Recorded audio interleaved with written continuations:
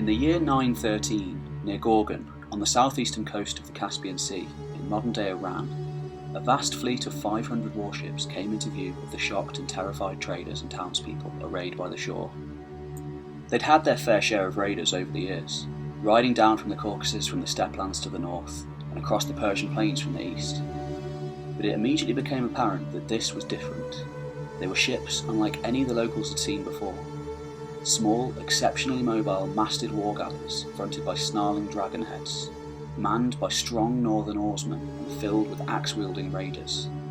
Their leaders were Scandinavians, the rest an amalgamation of Scandinavian and Slav, and they had travelled for hundreds of miles along the vast networks of rivers in Eastern Europe to raid the shores of the Caspian Sea.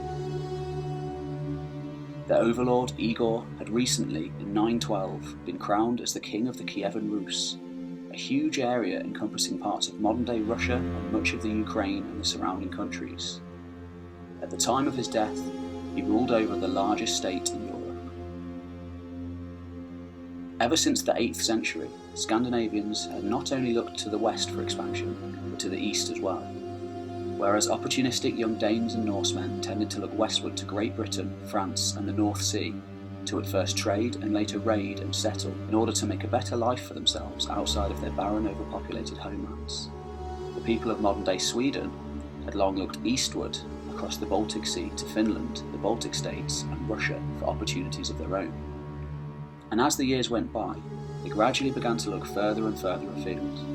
In the west, when Scandinavians went raiding, they were known as Vikings, which derives from the Old Norse term for sea raider or pirate.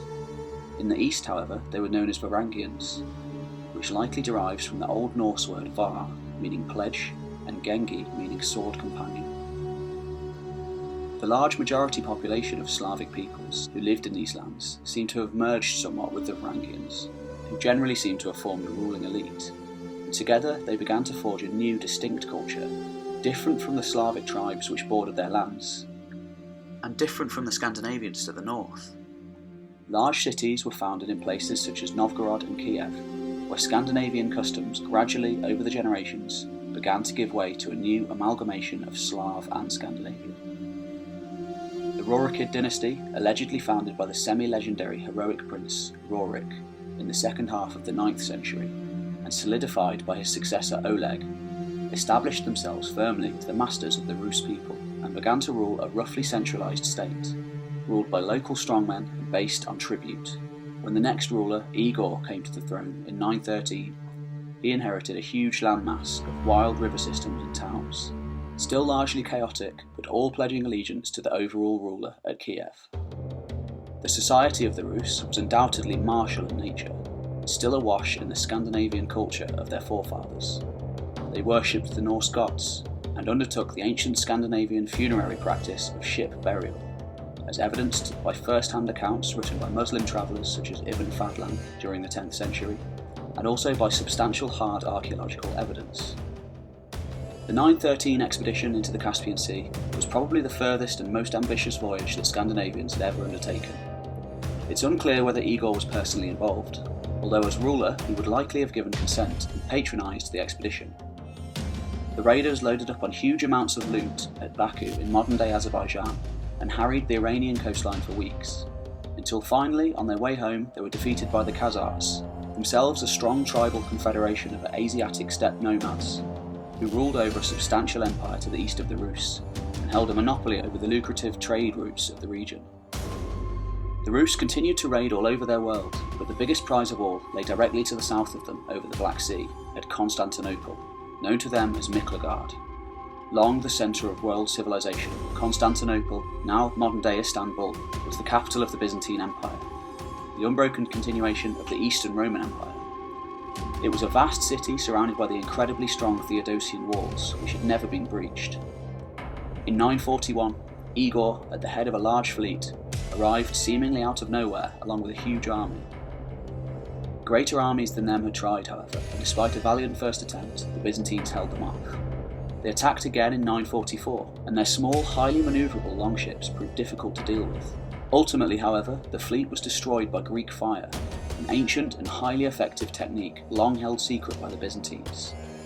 In the aftermath, Igor's position was still so strong that the Byzantines made a truce with him on favourable terms. Meanwhile, in 943, another, more successful raid on the Caspian took place. This time, the Rus captured the city of Barka in modern-day Azerbaijan, where they stayed for several months, massacring the local population and amassing a substantial plunder, before dysentery forced them to head back north, ships laden with massive amounts of loot and slaves.